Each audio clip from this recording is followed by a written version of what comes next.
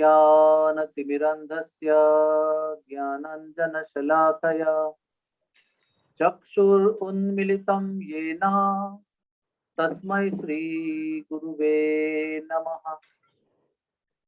श्रीचैतन्यमनोभीष्टं स्थापितं येन भूतले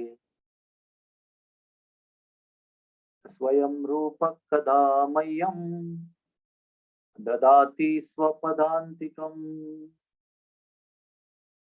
श्री कृष्ण चैतन्य प्रभु नित्यानंद श्री अद्वैत गदाधर श्रीवासदि गौर भक्त वृंद। हरे कृष्ण कृष्ण कृष्ण हरे हरे, हरे राम राम राम हरे हरे। श्री वृंदावन धाम की जय हो, श्री बंसीवट धाम की जय हो, श्री मदन टेर धाम की जय हो, श्री यमुना मई की जय हो, श्री रासलीला की जय हो, दशम स्कंद की जय हो। नारायणं नमस्कृत्य नरं चैव नरोत्तमं देवीं सरस्वतीं व्यासं ततो जयमुदीरये। नष्टप्रायेषु अभद्रेषु नित्यं भागवत सेवया भगवतीरुत्तमश्लोके भक्तिर्भवति नैष्टिकी। जय हो। Welcome to all of you.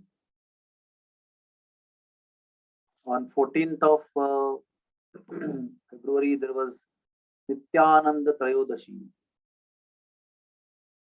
So devotees were in temple, so we missed our session.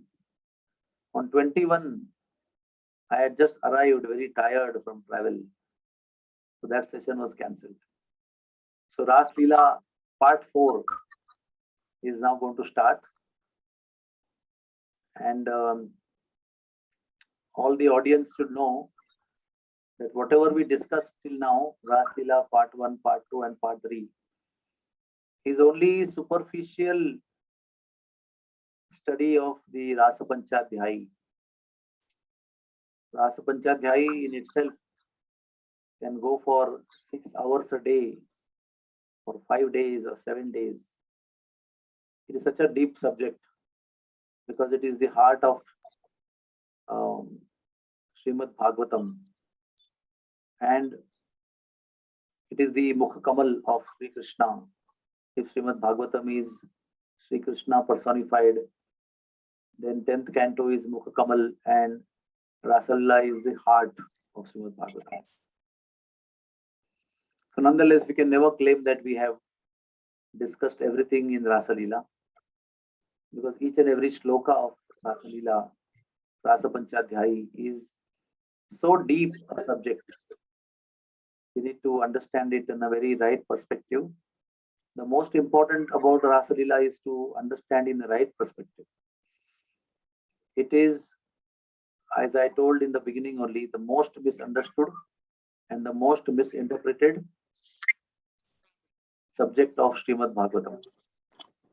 So unless we have a proper guidance, proper understanding of the purports given by the great acharyas, then otherwise it will have a wrong effect on our soul. In essence, the Raasleela is supposed to free us from all the material attachments. But if we don't hear it from proper sources, then the Raasleela can entangle us further into the material network. So that's why we need to understand it well, properly, in the company of great acharyas with their understanding. So all those things which were supposed to be tests from Krishna are over. The Gopis became proud and Krishna left them. Then Krishna was moving alone with Radharani. Then he left her also. Then all the Gopis got together. They sang songs of love and separation from Krishna. And then one very wonderful thing happened. I don't know whether I told you, but I will definitely like to tell again at the cost of repetition. Sri Krishna also was feeling great separation from the Gopis. He was not happy to leave the Gopis, but he had to give a great delight to the Gopis. So he had to do all these pastimes. So in the mood of separation from the Gopis, Sri Krishna went to the banks of Yamuna and sat under a tree, which is a very beautiful tree, very famous tree, Kalpa Vruksha, desire fulfilling tree, which is called as Imli Tala. Imli Tala is the tree of tamarind in Vrindavan, where it was cursed that it will never bear a fruit in Vrindavan area. So till today, Vrindavan area, tamarind trees do not yield any fruit. So Krishna went and sat under this tree. And see, there's one scripture called Radha Sudha Nidhi. And Radha Sudha Nidhi, it is explained. Please listen to me carefully.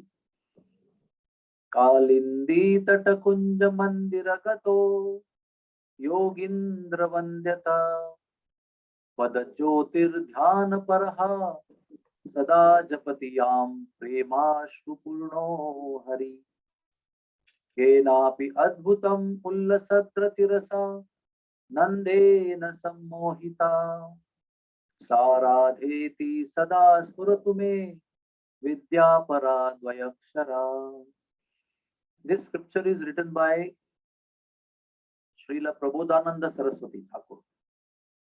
His name is Radha Sudhanidhi. In this verse, what is the meaning? Seated in Vrindavan at the banks of Yamuna, in the grove of fresh flowers, that is called Kalindi Tata Kunja Mandira. Tato, that means gone, he went. Yogindra, that is Krishna. Vandyata. Sri Krishna is meditating on the effulgence of the lotus feet of Sri Radha, like the yogis meditate. And what is he doing? He is meditating on the lotus feet of Radha at the courtyard of his heart. With the lips, he is chanting the name of Radha Radha, Dvaya Akshara. That means what? His two-worded name of Radha. He is chanting with his lips. And he is shedding tears of love from his eyes. This is the situation. And thus, while shedding tears, chanting the name of Radha, he is relishing the essence of the ocean of love of Sri Radha.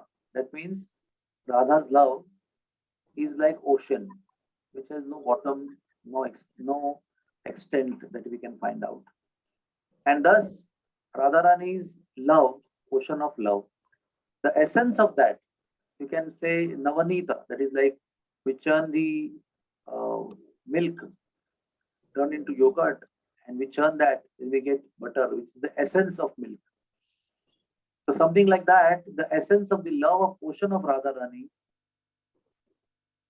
Sri Krishna is relishing the memory of Radharani. This meditation of Krishna is so deep that Krishna has turned yellow, golden yellow, while doing this without his own knowledge. Without his own knowledge, he has turned yellow, golden, and he is experiencing the ultimate ecstasy of love that he has not ever experienced before. He is the source of all ecstasy, he is the source of all happiness. But this particular happiness that he is now relishing, he has not relished before. So he is also wondering, how wonderful. What is this? What kind of happiness is this that I have not experienced before?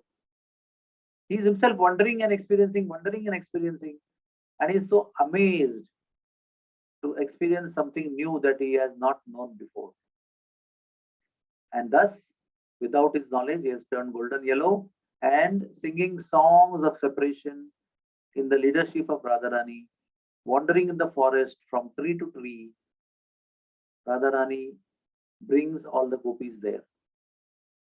And suddenly, in the night time, they see that there's a person sitting on the tree in the lotus posture at the bank of Yamuna, and there's a lotus posture person wearing pitambara, yellow garment, wearing peacock feather. It's sitting with closed eyes. Who is he? We haven't seen a person with golden yellow color having pitambara and peacock feather. He looks like Krishna, but he's not Krishna. He's a different person. So they are discussing among themselves who he must be, from where he must have come. Who is he? So then they conclude that Radharani, you only have to go and find out who is he. Looks like very interesting person. The way he is meditating, he is enjoying deep love and ocean of happiness. It's very obvious. So then Radharani goes and touches him. And as soon as she touches him, he becomes alert. Before he appeared to be lost within, now he appeared to be becoming alert. And then as he became more and more alert in response to Radharani's divine loving touch, he started losing his golden yellow color and started assuming the dark color as before. That is Krishna's color, Dhanasham. And very soon, he assumed the full-fledged dark color as monsoon cloud. And then he opened his eyes. And he opened his eyes and he found Radharani in front of him. And she said, what is this? Please explain to me what happened to you. We saw you golden yellow in color. We saw you deeply absorbed, lost to the self within and not externally conscious. How is this? So he said, I sat here in your memory, missing you in separation, remembering you, chanting your name, meditating on your lotus feet in my heart. And I was deeply diving in the ocean of new love that I have not experienced before. And I was myself amazed and wonderful experience I was going through. And suddenly you touched me and you disturbed my line and depth of ecstasy and made me come out of that ecstasy. So now that you have disturbed me, interrupted my pools of ecstasy, I become more eager than before to attain that which I have lost just now, what has been interrupted just now. So right now, I am announcing to you, in my next incarnation, I will be coming with your mood, with your love, to just simply experience what I just experienced in a bit, to the fullest extent in the next incarnation. Radharani said, if you come with my bhava, with my mood of love, then what all things will happen to you, I can't even imagine. You will not be able to control yourself. You will be falling down again and again in ecstasy without controlling yourself. You'll fall down from the branches of the tree. You will fall in the river. You will fall on the pebble, stone, and rocks and hurt yourself. I can't even imagine yourself falling like this uncontrollably. My heart is breaking even after thinking like this. What to speak of coming with you and seeing? So to protect you, I will cover you with my complexion, my golden yellow complexion, so that even if you fall, you will not injure yourself. So thus, Sri Krishna announced about his arrival as Chaitanya Mahaprabhu, Gauranga Mahaprabhu. And that is why now we can understand why his color is golden yellow. His color is golden yellow because that is Radharani's complexion, covering him out of love to protect him from damage, from injury. So, Kalindi Tatakunja Mandira Gato, Yogindra Vandata. Such a beautiful thing, so many things to learn. How to meditate, how to chant. Krishna chanted and he became golden yellow. At the same place, Chaitanya Mahaprabhu came and chanted Hare Krishna Mahamantra, he became dark like Krishna. He was golden yellow, he became dark. Krishna was dark, he became golden yellow. So Magnata, absorption, is the essence of chanting. When we chant in complete absorption, then we can expect results of divine transformation within. When the divine transformation takes place within, then the effects are seen outside also. So anyways, this is how, now yet Raasleela has not begun. Krishna has served them. They became proud. Krishna left them. They were searching. They sang Gopi Geet. Then they found Krishna. Then they brought Krishna holding his hands at the bank of Yamuna. And all of them, they were wearing beautiful, colorful dupattas, covering their top, which was stained with kumkum and chandan and aguru. And all that, all the clothes covering themselves on top were spread on the sand of Yamuna. And on that, Krishna was seated. And all the gopis sat around him. And this encircled by holding their hands, they worshipped Krishna with so many beautiful items. They sang songs in his praise. And at that time, without their knowledge, Krishna went in between two gopis, expanded himself in between the two gopis, and each gopi thought that he simply came to by my side. But he was at the side of every gopi.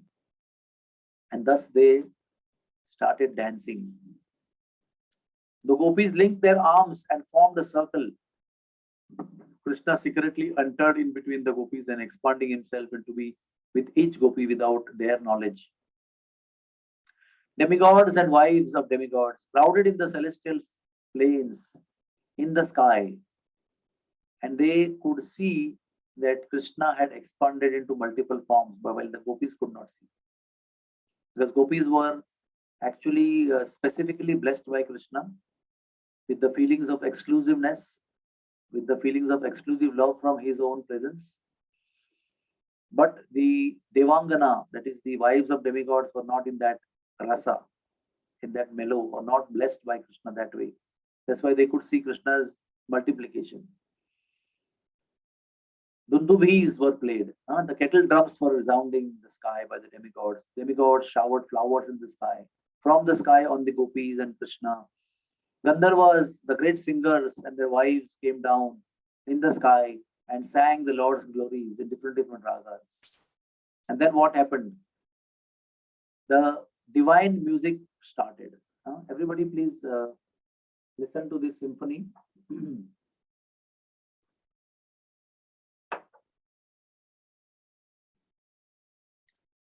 Now the gopis had not come with mridangas and bheris and sitars and veenas and everything.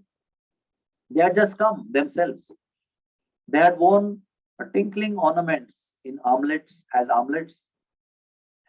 bracelets, as necklaces, and so many other things. They had ankle bells also, which were tinkling ankle bells. And Krishna had flute to play. So thus began the divine symphony of armlets, ankle bells, waist belts, and joined by flute of Krishna, ankle bells, and bangles of gopis.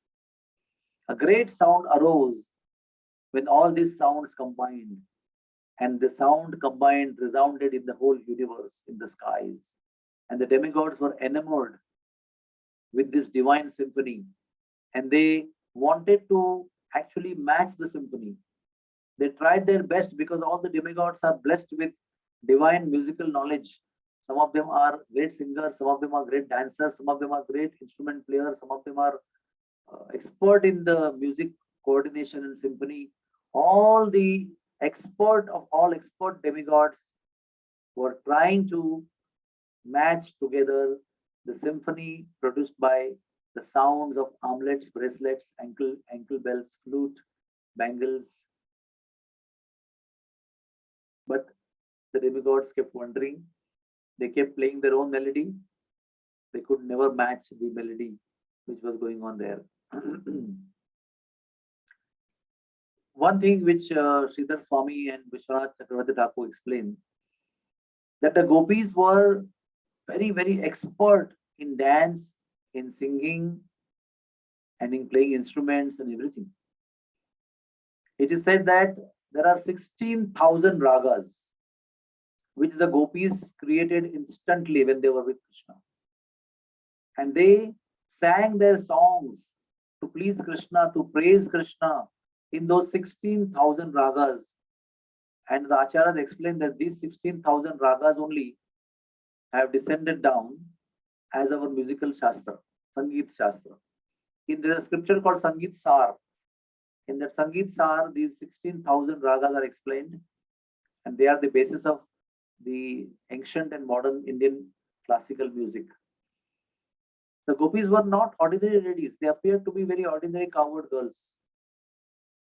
But in other places, in scriptures, it is explained that the gopis were so beautiful that the demigoddesses, the best of demigoddesses, not the apsaras who are like society girls, the best of demigoddesses would appear like horse in front of the lowest of all gopis. The simplest of all gopi would be superior in beauty in comparison to the demigoddess, the best of demigoddess. And not only physical beauty, but the arts, the delicate nature, the movements, expression of eyebrows, expression of words, singing songs, dancing, all these subtle sciences, they were so delicate and attractive that the demigoddesses were actually feeling kind of jealous looking at the gopis' beauty and looking at the behavior of the gopis, and what we call in Hindi as ada. Ada means the style of behavior. The way you move your fingers, the way you move your lips, the way you move your eyebrows, the way you throw sidelong glances. All these beautiful things that the ladies possess, they were at the extreme, supreme beauty.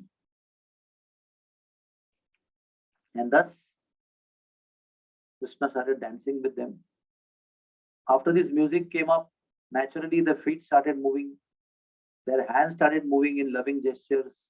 The eyebrows started moving with loving smiles. And then started dancing. It is explained that the dance, Vishwanath Chakravarti Thakur explains that the way Krishna danced with them is unbelievable. It is indescribable. Shukadeva Goswami also mentions it is difficult to describe the way Krishna is dancing. And looking at Krishna's dancing, the gopis were getting encouraged that they were also dancing very expertly, without dashing each other, without disturbing each other. They were not even aware that somebody else existed next to them. They were so freely dancing, so beautifully dancing, that gradually, after dancing and dancing and dancing, Krishna was really amusing them.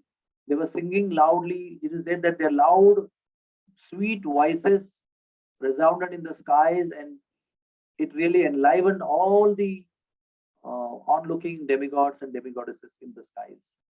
It really pleased them. It created ecstasy, feelings of ecstasy in the hearts of all the demigods who were hovering in the sky to watch this divine experience, divine Leela performed by the Lord. And gradually, because they were dancing with full heart to please and serve the Lord, their faces started perspiring, divine droplets of sweat. Their garments and ornaments moved attractively when they were moving with grace. Their earrings were swinging to and fro on their cheeks, creating variety of rays of light, making them appear very, very beautiful. And thus Shukadeva Goswami explains that the gopis were shining like streaks of lightning in the mass of dark clouds. See, why this is so? Because besides the side of every gopi, there was dark Krishna. Beside the side of every fair golden color looking gopi, there was dark color Krishna. So each golden color was intercepted by a dark color, then again golden color, then dark color, then golden color, dark color. So there's a mass of golden color, there's a mass of dark color. So every gopi was shining like a streak of lightning, Vidyul Lata, in the middle of dark clouds. Krishna praised each gopi for their singing by saying sadhu, sadhu, which is translated as excellent, excellent. It's called sadhu, sadhu, vadita. When the gopis got tired, they rested on Krishna's shoulder. Krishna's fragrance at that time really enlivened them. Krishna had fragrance on his body of blue lotuses mixed with chandan, sandalwood paste. And they rested on his shoulder and smelled the beautiful fragrance of Krishna's body. and that enlivened them, overwhelmed them with love. Swarms of bees accompanied the gopis while they were singing the glories of Krishna. The gopis somehow couldn't stop glorifying Krishna in a song. They were constantly singing the praises of Krishna in one of the 16,000 ragas. Their garlands, their jewelry, ornaments scattered. The demigods played instruments, enamored by the divine melody of Raasleela. Demigoddesses overwhelmed with lust. Stars and moon were too astonished to see the beauty of the Raasleela. Finally, gopis became very tired. Krishna wiped their faces with his cloth. Gopis smiled, and when they smiled, it increased their beauty. It pleased Krishna to millions of times. Krishna's garland was crushed due to the loving but wild dancing with gopis in ecstasy. So because all of them were tired, they all entered the water of Jamuna to dispel the fatigue. Krishna led them to the cool ambrosial divine waters of Jamuna, ambrosial waters. And then as soon as Yamuna water touched them, they became so enlivened. We also have seen that however tired we are, if we touch cool flowing waters, immediately we get recharged with energy. We feel refreshed. We feel nice. We feel sweet. So here Jamuna is not an ordinary water flowing. It is the divine water coming out of the body of gopis in Goloka Vrindavan. It was cool, carrying fragrances of lotuses with the breeze which is flowing with soft speed, giving great pleasure to the divine body of Krishna and gopis. So they started naturally out of joy splashing water on each other. And the demigod kept on showering flowers from the skies. And thus Krishna entered Jalakeli, water pastimes with gopis, and long time they played till they felt completely satisfied. They played in the water with Krishna. Then Krishna brought them out of water. He strolled with them. Again he multiplied with them. When he was water also, he had multiplied with each gopi and came out with multiplication. And he strolled the forest by the side of Jamuna, accompanied by the bees humming around his beautiful garland, and accompanied by gopis with fragrant breeze flowing beside them. And they came to a place called Madan Ter. And Madan Ter is a place when Krishna was strolling. He was a loner, and many girls were surrounding him. At that time, Cupid and Rati, Kamadev and Rati, the most beautiful demigods, carrying the flower arrow and flower bow, they came there and they thought, oh, this is the best place and best situation to shoot our flower arrows, Pushpaban, and make these people completely enamored by lust. So thus Kamadev raised his bow of flowers, aimed the flower arrow, looking at the face of Krishna. When he saw the face of Krishna, he was completely enamored. He couldn't believe. He was knowing that he is the best of all beautiful demigods. So he knew his beauty. But when he saw Krishna's beauty on the lotus face, he could not even bear. He was not jealous, but he was totally overwhelmed by the divine beauty of Krishna. So he was in ecstasy. He started trembling. His bow and arrow started trembling, and it fell off from his hand. It slipped off from his hand. He couldn't hold anymore. He was aiming, but he couldn't continue aiming anymore. He lost the control over the bow and arrow. It fell down from his hand, and finally the ecstasy went on increasing, and he melted along with his wife Rati Devi. Kamadev and his wife Rati Devi melted.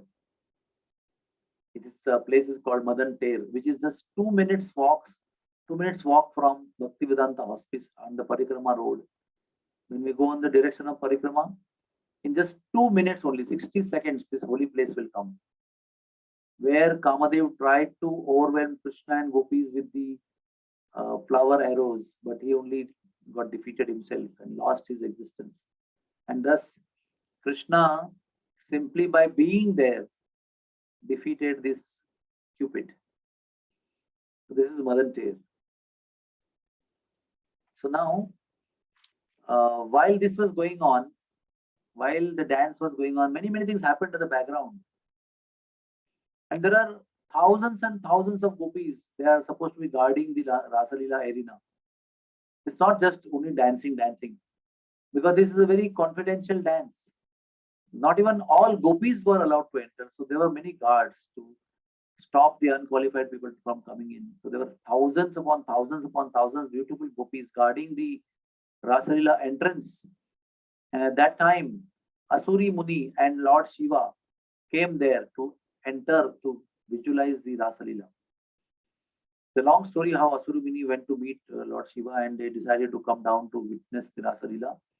But they were stopped by the gopis. And the gopis, they told that you cannot enter because this is the Raasleela. Only one man is there inside. Everybody else is a woman. Only one man, that is Krishna, can be there, and all others are women. No man can enter. No extra man can go inside. So Lord Shiva was so eager. He said, I want to enter. Please tell me, how do I enter? He said, you have to assume a female form. So he didn't even think, if I become a female, what my wife will think, what my disciples will think, what my sannyasi followers will think. He was simply asking, how do I become a woman? Please let me know. Now I want to know how to become a woman. I want to assume the gopi form and enter. So looking at his eagerness, looking at his readiness, looking at his a mood which has no male ego. His mood had no male ego. He didn't think about his embarrassment or at all. He had no sankoch. He was vina sankoch, nisankoch.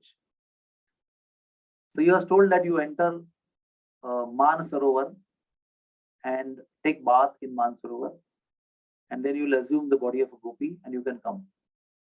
So immediately jumped across Yamuna, came at the banks of Man Sarovar and jumped in the waters of Man Sarovar. Man Sarovar is a water. Man Sarovar is formed with water, which is tears of Radharani. When she was upset with Krishna, she had come down and sat down across Yamuna and cried, and her tears had formed that beautiful pond called Man Sarovar. The Man Sarovar is a pond of water of ecstasy, of separation, of viraha, of Radharani. So with the divinity of the water, the nature of the water immediately gave Shiva a female body into a beautiful gopi, beautiful golden effulgent gopi.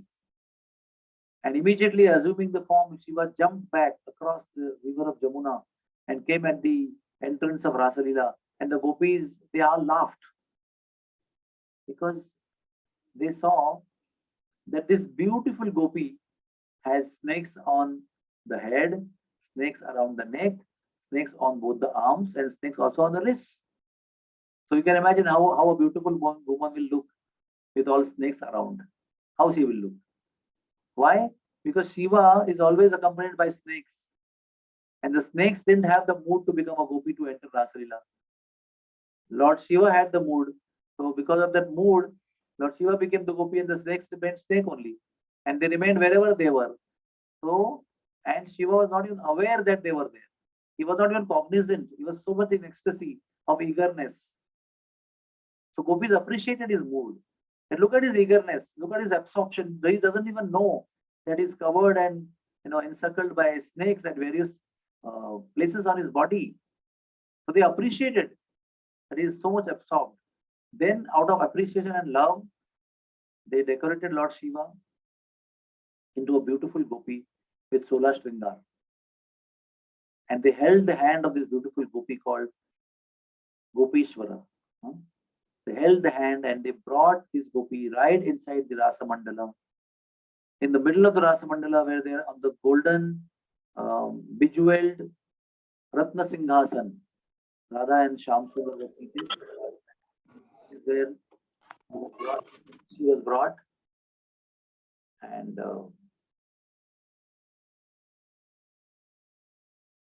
let me make everyone silent.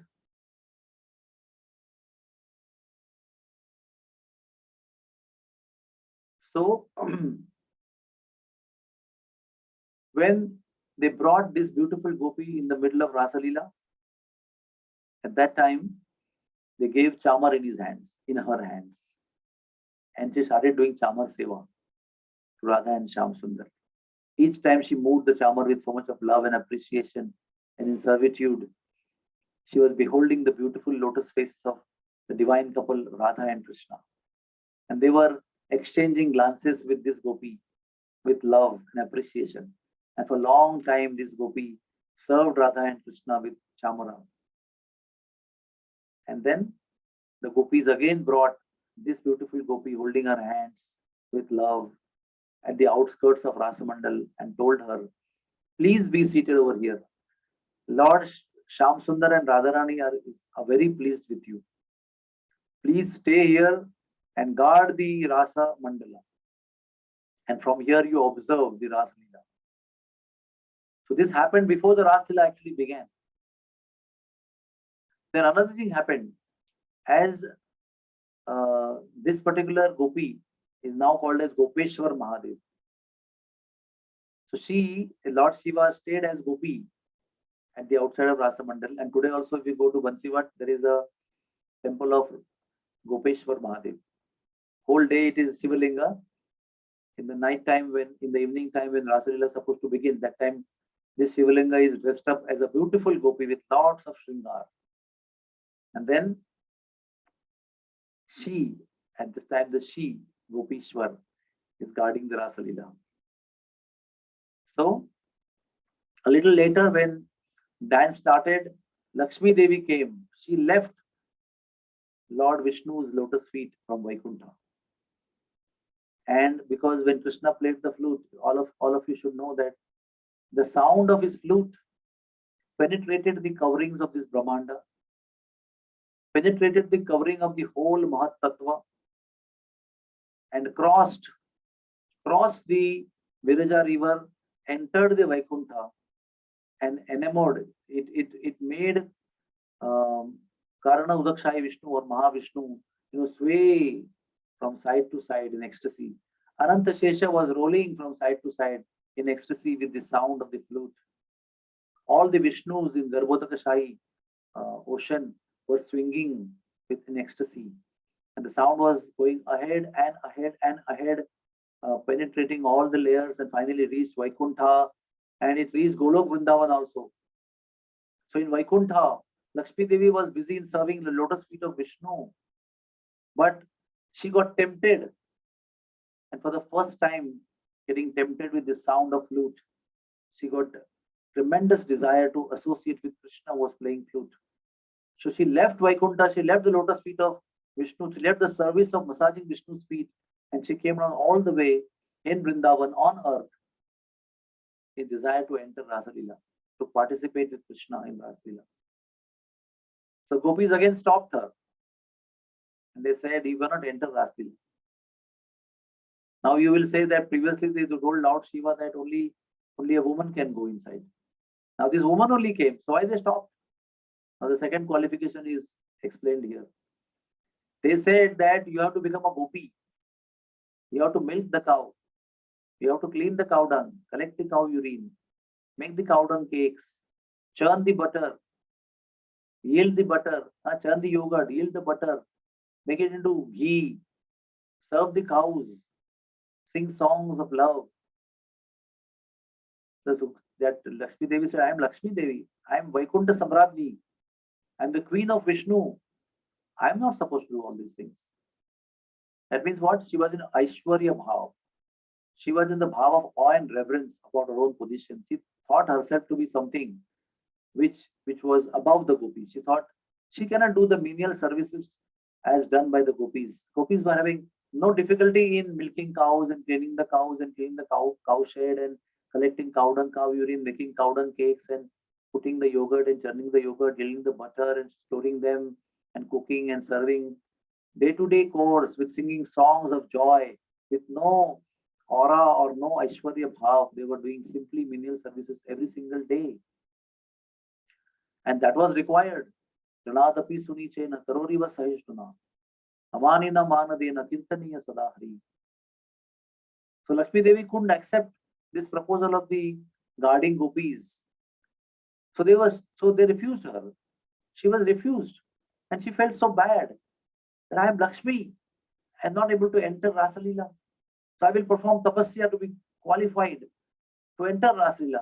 So she went to Belwan across Jamuna, and he said she is still doing tapasya, but still not allowed to enter Raasleela. Because what is the use of tapasya if that tapasya doesn't make you humble? If that tapasya doesn't make you give up your Aishwarya Bhav, your pride about your position, your pride about your power, your pride about your authority and influence, your pride about your money and beauty and education. What is the use of tapasya? Huh? We had Ekadashi 2 days back. Some of you may think I do, you do. Nirjala Ekadashi, you may feel so proud that others are eating everything, all fried food, everything, Ekadashi compliant food. And look at me, I am doing Nirjala Ekadashi, and that makes us proud. So what is the use of the Ekadashi which makes us proud? Better to go and eat with the devotees everything that is served, Ekadashi compliant food. Was the purpose of the fast, the purpose of tapasya is to become humble, is to attract the mercy of the Lord, not to keep the pride and doing harsh tapasya, which nobody can do. Nobody can compare with you in doing that. So of course, Lakshmi Devi is not different from Radharani. She is an ordinary soul. But Krishna is using her example here to tell us that how difficult it is to give up the pride and how difficult it is to enter Raasleela. The Gopis could enter Raasleela because they were humble. They didn't have any pride of anything, neither of their cows, neither of their butter, neither of their love. They were simply so humble and surrendered. They didn't have any awe and reverence. They didn't have any Aishwarya Bhav. So that's how Lakshmi Devi is still worshipping, still performing her tapasya. Then what happened? Then in the beginning, one more thing happened in the beginning of Raasleela. Sri Krishna, when he took Radharani away from Gopis at one point of time, in one of the Raasleela, he took her to Nidhivan. Nidhivan is a place where Banki Bihari appeared in front of Swami Haridas. Of course, this is off late, only 400 years back. But this Nidhivan existed before also, before even Swami Haridas and Banki Bihari appeared. So in Nidhivan, Radha and Krishna, they decided to sleep, take rest. And as soon as Radharani went to sleep, she got a dream that she saw a golden yellow personality wearing pitambar and wearing peacock feather, who looked like Krishna but not Krishna. And he was chanting the name of Krishna and Radha together. When we say Hare Krishna, that means you're chanting the name of Radha also and Krishna also. And that too, it was at the bank of one river.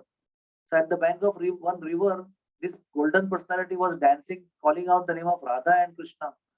So when that golden personality called the name of Radha, Radharani thought in the dream that he must be Krishna. And when that golden yellow personality, manly personality called the name of Krishna, Radha thought that he must be me. That how I have become a male. Calling out Krishna, how I have become male. So she was puzzled. This man was calling Radha and Krishna constantly. She was puzzled and puzzled and puzzled. And she kept wondering, who is he? Is he me or is he Krishna? And she woke up in that dilemma. Sometimes when we have a big question, we somehow wake up in that question. So she woke up and Krishna was fast asleep. She woke up, Krishna asked, I saw this wonderful dream. Please explain to me, who was that person who was calling the name of you also and me also? Was he me or was he you? So Krishna smiled and said, go to sleep. You will not understand. But she did not let him sleep. He said, no, you wake up and you tell me. And Krishna smiled and told, yes, it is you also and me also. It is you and me combined, Lord Chaitanya Mahaprabhu. And that river is Ganga. And Chaitanya Mahaprabhu is chanting the name of Radha and Krishna. Hare Krishna Mahamantra. Hare Krishna, Hare Krishna. Krishna Krishna, Hare Hare. Hare Rama, Hare Ram. Ram Ram, Hare Hare. And he was creating, Radharani was explaining, he was creating such waves of ecstasy in the ocean of love of my heart. I was getting churned with the love that he was expressing in his calling out. And thus, Krishna, in the dreams of Radharani, revealed to Radharani. Again, after Imlitala, he again explained and revealed to her that he is going to come as Chaitanya Mahaprabhu. This is also one pastime which took place in between. Another pastime took place in between that. Radharani got upset and she went under one tree of banyan tree, Vata and she sat there shedding tears. And Krishna then alone went to her and he plucked flowers from surrounding bushes of multiple colors and fragrance. And he dressed Radharani's hair with those flowers and decorated her and did her Shringar. That place is called Shringarvat. By dressing her beautifully, he pacified her and relieved her of her anger. And that is the same place at the bank of Jamuna where Nityananda Prabhu came, and remembering this beautiful pastime of Radha and Krishna, he shed tears of love at the banks of Jamuna. And there's a pond there which is filled with his tears of love. That is Shringarvat. Then one more important thing we should not forget, that this whole pastime took place on Sharad Purnima, right? What we call as Kojagiri Purnima. You know what is Kojagiri Purnima? Why it is called Kojagiri Purnima? The word Kojagiri comes from the word Kojagrati. Kojagrati. Who is awake at this night? Who is asking this question? Lakshmi Devi is asking this question. And what is Sharad Purnima? Sharad Purnima is a day during the Samudra Manthan.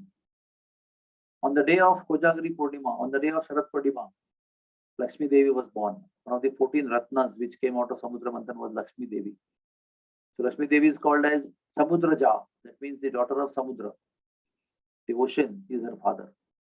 And she was born on this day of Sharad Purnima, on the day of Rasa Purnima. Of course, she was born in Satyayuga when the Samudra Manthan took place. On the same day, Krishna began dancing.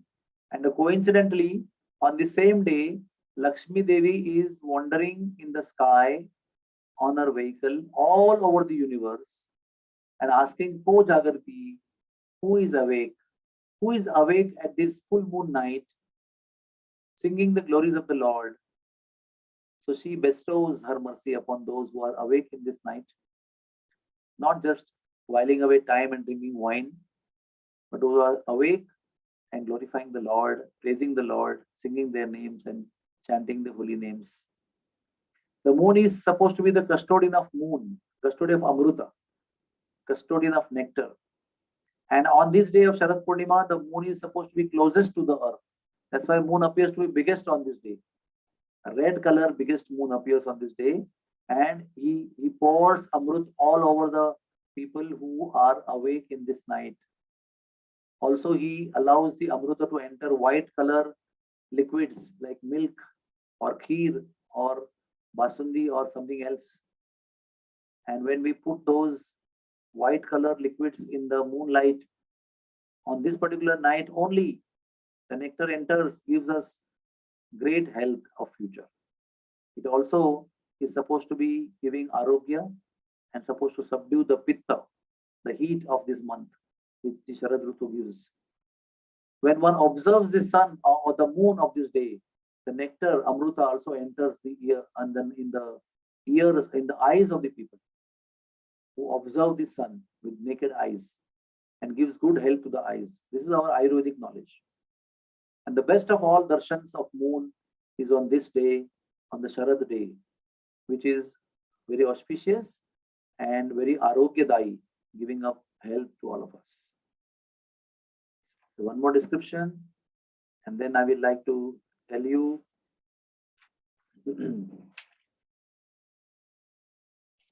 that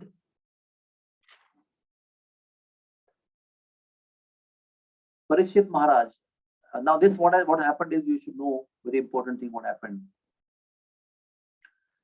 is that Krishna thus danced with the gopis for about 432 crores of years.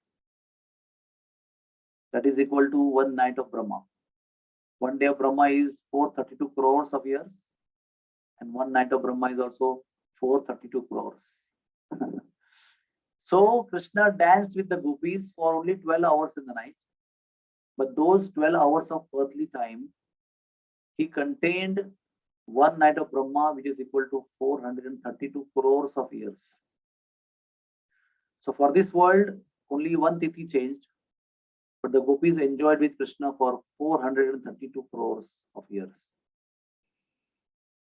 Now here, when Shukdev Maharaj is listening to the pastime of Raasleela, his audience, he was not alone there. He had many, many thousands of sages of different grades of spirituality, different grades of, spiritual realizations.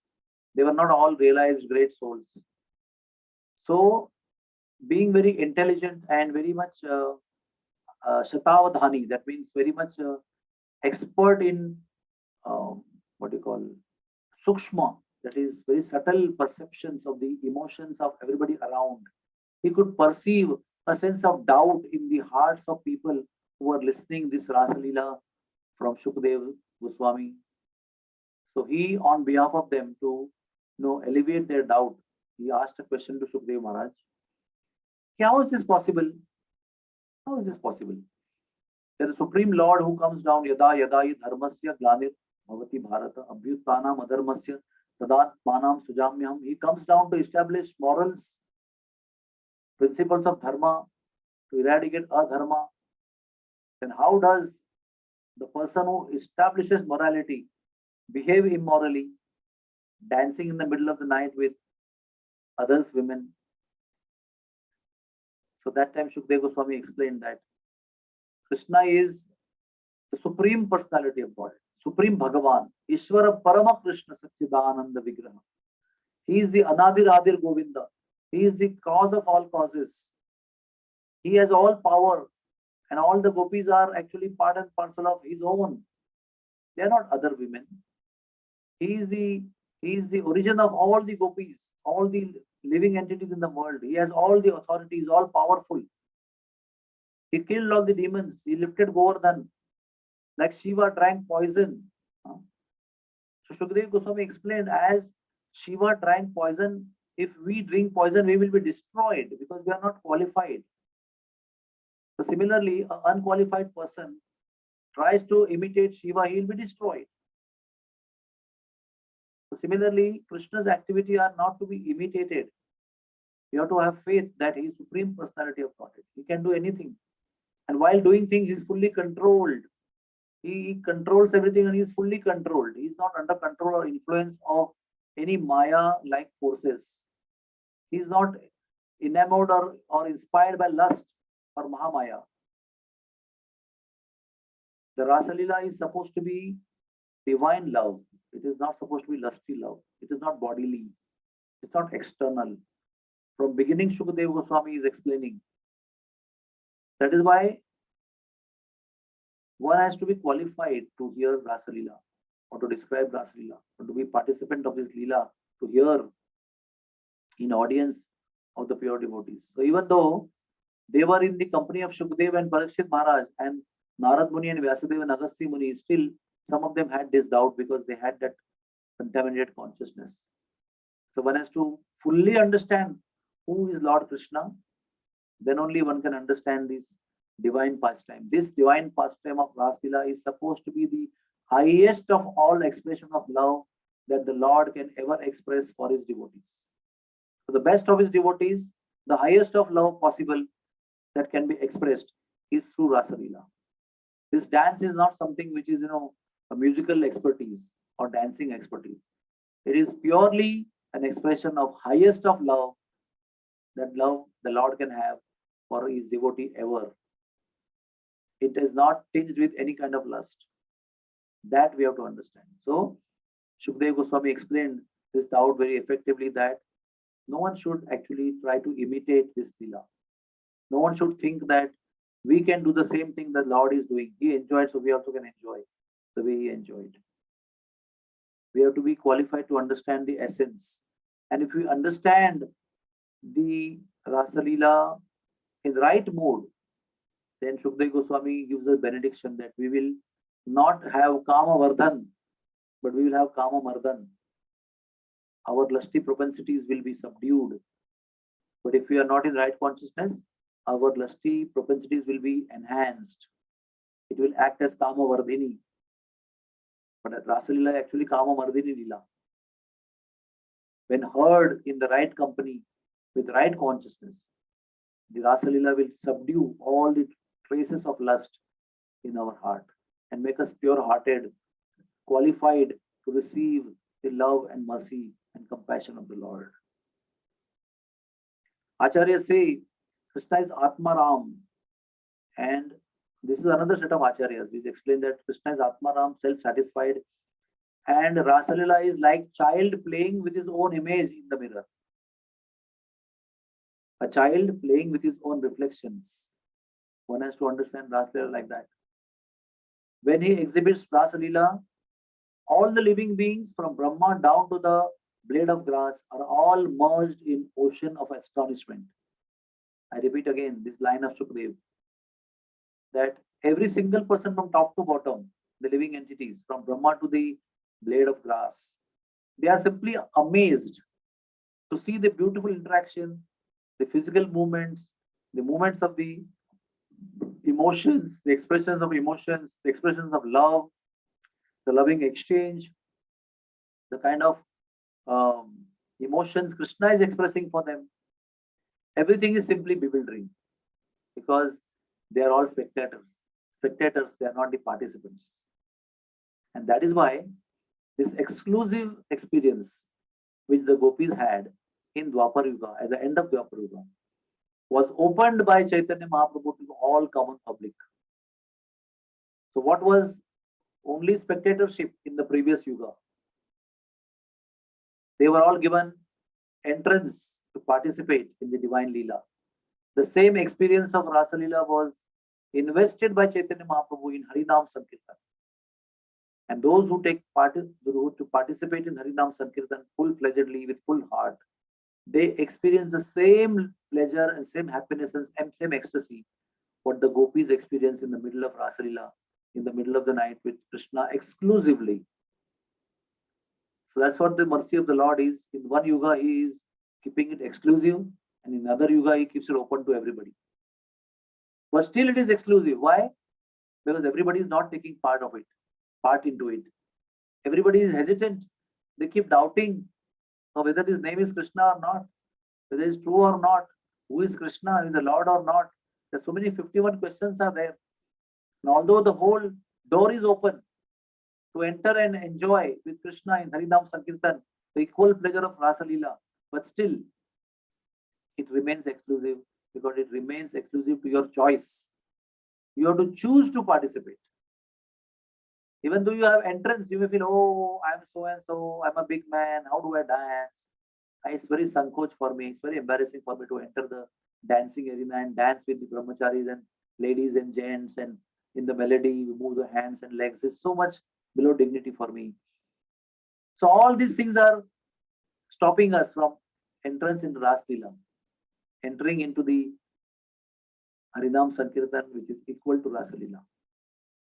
That's why when we give up all the order, all the ego, all the pride, and just enter with great eagerness in the middle of Sankirtan, where the instruments are being played, when the holy name is being sung, you will forget yourself who you are. Your body will become light. All your pains in body will go away, which were actually preventing you to enter. And you or me will experience what was going on in the middle of the night on Sharad Purnima day. That experience will be available to you and me. So, the last verse of the Srimad Bhagavatam 10th canto, 33rd chapter, 39th verse.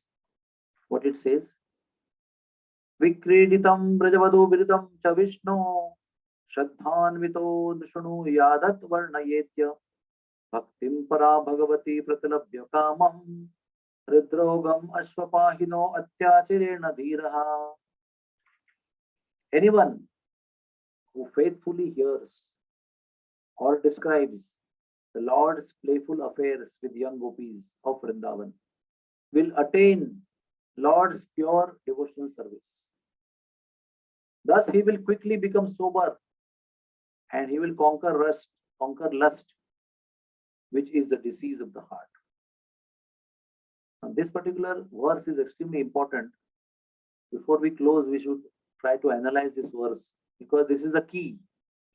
Key to enter, key to understand, key to experience. Anyone who faithfully hears. So first of all, there is a problem with faith only here. How does faith is disrupted here? Oh, is he Lord? How is he doing immoral activities? That too in the middle of the night, that too with others women. What kind of Lord is he? What kind of morality he is establishing? So faith is destroyed there only. That means avajananti mama mudham manushim tanumashritam.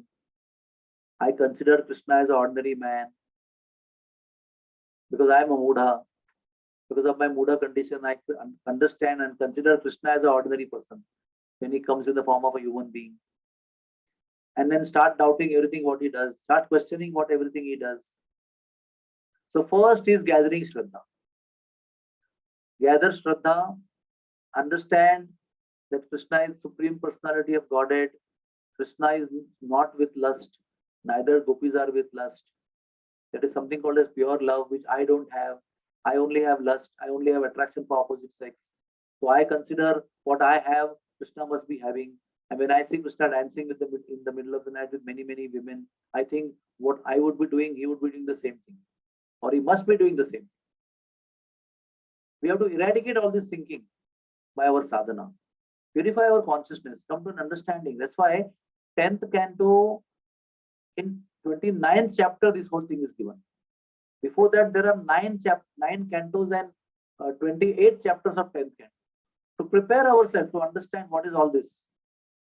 It is not given in the beginning of Bhagavatam because it is important. It is given in the place of 9 cantos and 28 chapters. Afterward, this is explained. And that too with great caution and explanation again and again. Once we are prepared.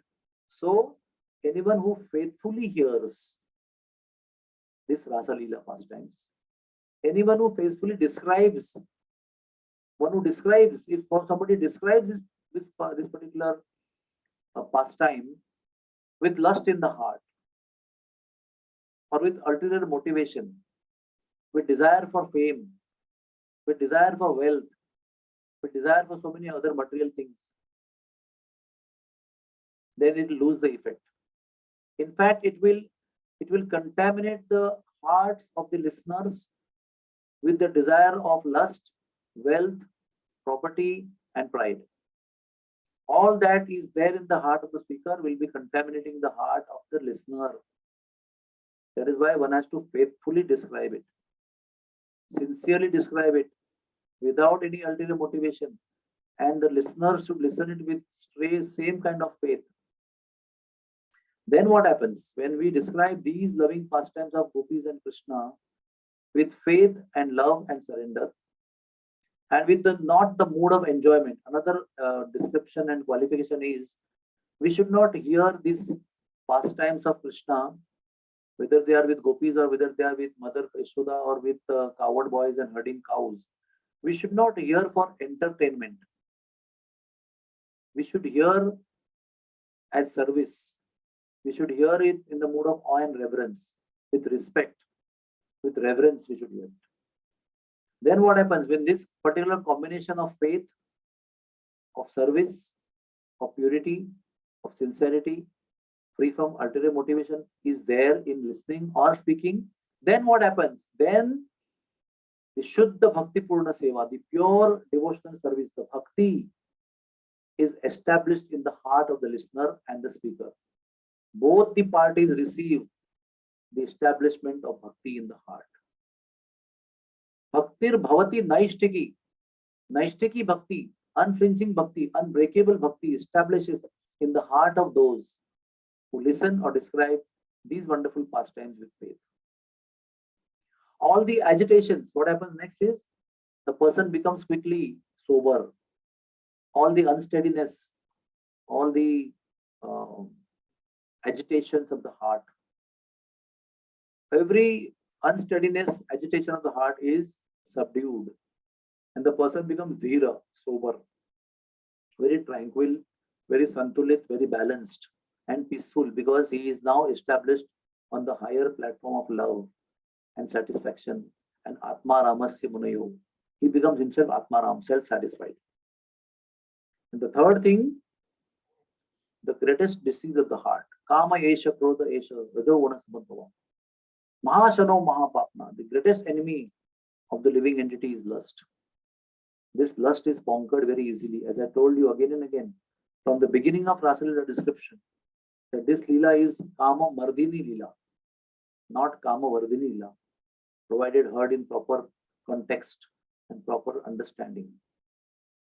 So this is Shukadeva Goswami's benediction, that these loving descriptions are very much the subject of human life. Some people think that it is someone's private life that we are describing. It is true. It is someone's private life. But the person whose private life is discussed here, he is happy if you hear it in proper consciousness. If you hear it in improper consciousness, then it is not appropriate to discuss somebody's private affairs. But the person who is broadcasting through his saintly devotees his own private life to us, he desires that we hear it in proper consciousness. Then this private life also is a subject of achievement, subject of goal of human life. This is the goal of human life, provided we understand it rightly. It is not arrogance to enter into somebody's private life. It is not arrogance of that kind, that I want to learn your private life. No, you don't want to share your private life. But Krishna is sharing his private life boldly because it is not something like lust. It is pure love. And that private life of pure love, Krishna is ready to share with all of us. Provided we get ready, we prepare ourselves, we qualify ourselves, then everything is fine. Then there is no embarrassment of talking about somebody's private life. That is why the Acharyas have forbidden us to describe these particular pastimes in the middle of unqualified people. So when we describe this in the middle of unqualified people, then wrong effects are seen, untoward effects are seen. Destruction may be also there of spiritual life by agitation of lust. So with folded hands, we bow down to the divine pastimes of the Lord, the Raasleela of the Lord, the loving pastimes between Gopis and Krishna. And we submit ourselves. We pray to the Lord to free ourselves from the lusty afflictions and make us and get us qualified to understand and to dwell in the realm of the ocean of nectar of Radha and Krishna and Gopis. Hare Krishna, Krishna Krishna, Hare Hare, Hare Rama, Rama Rama, Hare Hare. So if there are any questions, then we would like to address, if possible. Yes, I will open.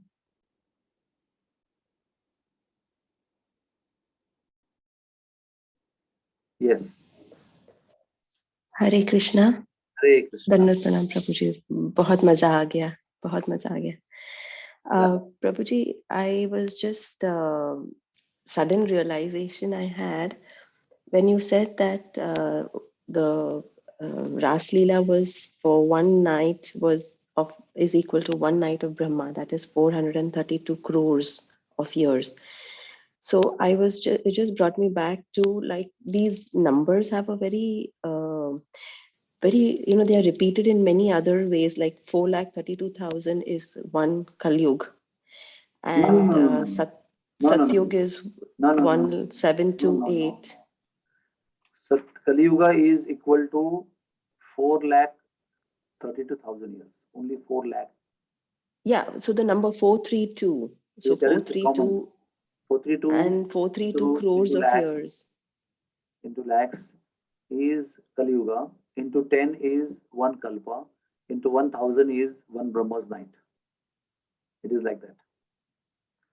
Yeah, but so these numbers line 432,000 into 10 is equal to 4 yugas, that is one kalpa.